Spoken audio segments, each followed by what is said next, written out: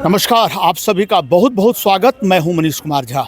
आज सुबह ही मैंने आप सभी को दिखाया था कि गोविंदपुर थाना अंतर्गत निर्मला पब्लिक स्कूल के सामने में एक पुल है और उस पुल के नीचे एक अज्ञात शव बरामद हुआ था।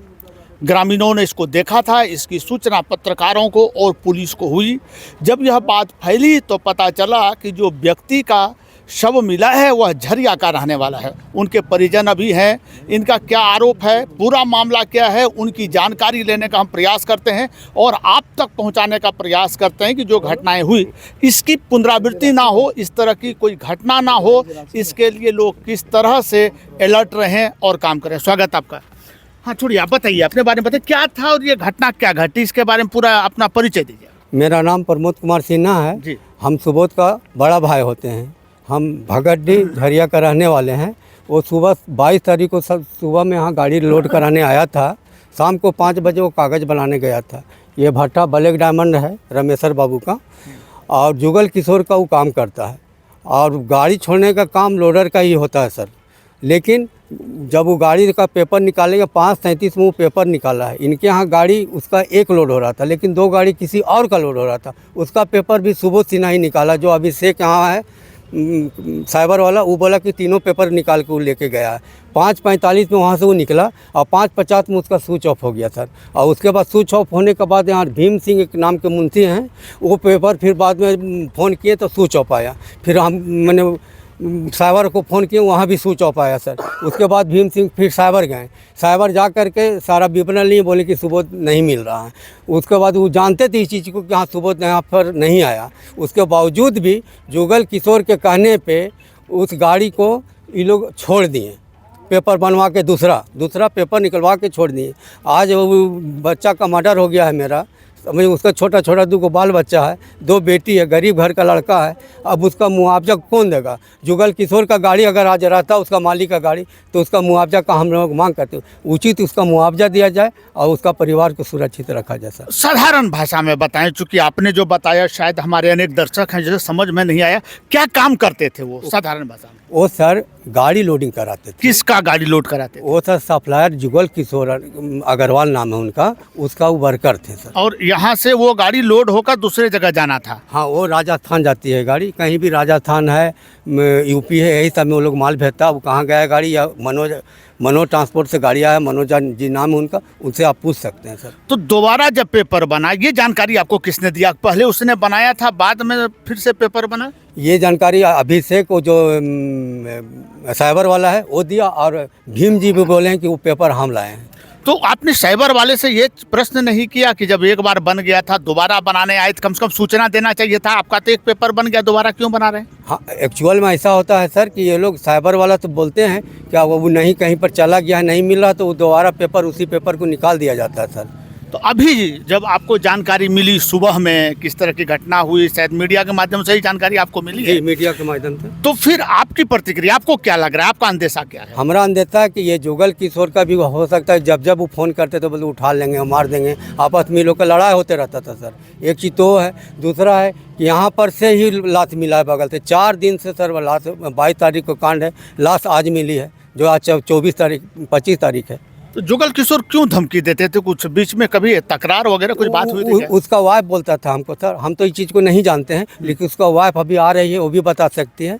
उनका वाइफ बोलती है कि बराबर जब भी झगड़ा होता है तुमको उठा लेंगे, मार देंगे, ऐसे कर देंगे। अभी जब आप यहाँ शव लेकर पहुँचे हैं, पोस्टमार्टम करा के यहाँ पहुँचे हैं, आपका क्या मांग है और क्या आपने बात किया यहाँ के प्रबंधक से? हम यहाँ के प्रबंधक से यही सब निवेदन कर रहे हैं, यहाँ के भट्टे लोग के निवेदन कर रहे हैं, जुगल किशोर से निवेदन कर रहे हैं कि इसका 2 बच्ची है और ये लोग एक साधारण लोडर है, गरीब आदमी है, इसको मुआवजा उचित दिया जाए। इसको 50 लाख रुपया का मुआवजा हम मांग रहे हैं। जवाब क्या मिला प्रबंधक की ओर से? अभी तक कुछ नहीं मिला है सर। अपना नाम बता दें। मेरा नाम प्रमोद कुमार सिन्हा है सर। ये प्रमोद सिन्हा जी जो मृतक के भाई हैं, इनका आरोप आपने सुना। अभी हम प्रयास करेंगे जो प्रबंधक हैं यहाँ के, उनका क्या कहना है, क्योंकि जब तक कड़ी से कड़ी ना मिलाई जाए तब तक शायद जो हत्यारा है या जो आरोपी है वहाँ तक पहुँच पाना पुलिस के लिए भी मुश्किल होगा। हम चलते हैं और जानने का प्रयास करते हैं कि प्रबंधक इस पर क्या देते हैं जवाब। अभी जो प्रबंधक हैं रामेश्वर अग्रवाल जी, ये हमारे साथ हैं। आरोप सर आपने सुना, आरोप उनका है कि यहाँ वो आए थे और यहाँ से ही वो गायब हो गए और आपके भट्टे के बगल में उनका शव मिला है। आरोप वो लोगों का है, अंदेशा है कि कहीं ना कहीं दुर्घटनाएं जो हुई है इसमें किसका साथ है और वो लोग आपके यहाँ आकर शव को रखे हैं। आपको क्या जानकारी इस विषय? हमको यही जानकारी कि हमारे यहाँ से लोड कराया उस आदमी ने, ठीक है। जो उसका काम था और जिस मालिक का काम करता था उसी गाड़ी लोड कराई। लोड करा के पेपर वो ले गया साहिबार से कराने के लिए, जी जीरोक्स कराने, और जो भी करता हो हमको नहीं मालूम। हमें अपने लोड होगा, हमने अपने कागज़ उसको दे दिए, जी भट्टे के कागज़ दे दिए, वो गया। अब उसके जाने के बाद वो लौट के नहीं आया। 5-7 मिनट का गैप बताया कि रहा, और यहाँ आके दूसरा ही माहौल मालूम हुआ।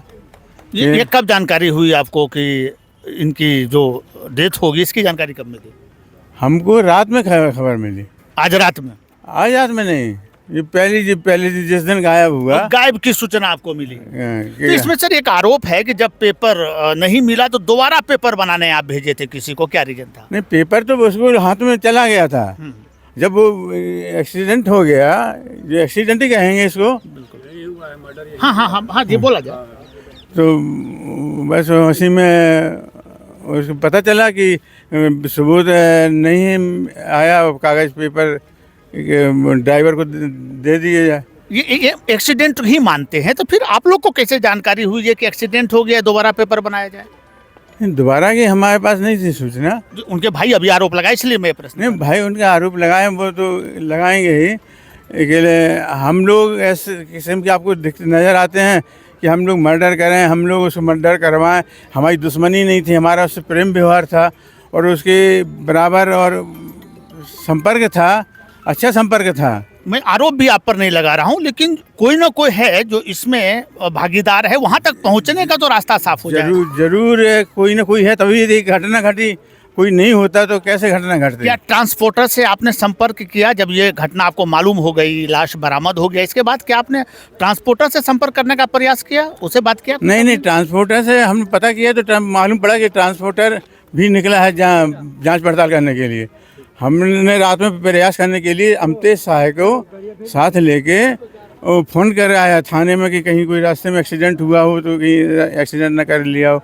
या हम लोगों को कुछ पता नहीं है उसके बारे में, तो हम लोग चले आए अमतेज। हम फ़ोन पे बात किया, थाने के बात किया, उसके बाद। अब परिजनों का मांग है कि छोटे छोटे बाल बच्चे हैं, उसके लिए आर्थिक सहायता की जाए, तो क्या विचार आपका? नहीं, उसके ये लोग कहें ना कहें, हम लोग वैसे भी करते कि इसको कुछ देना है।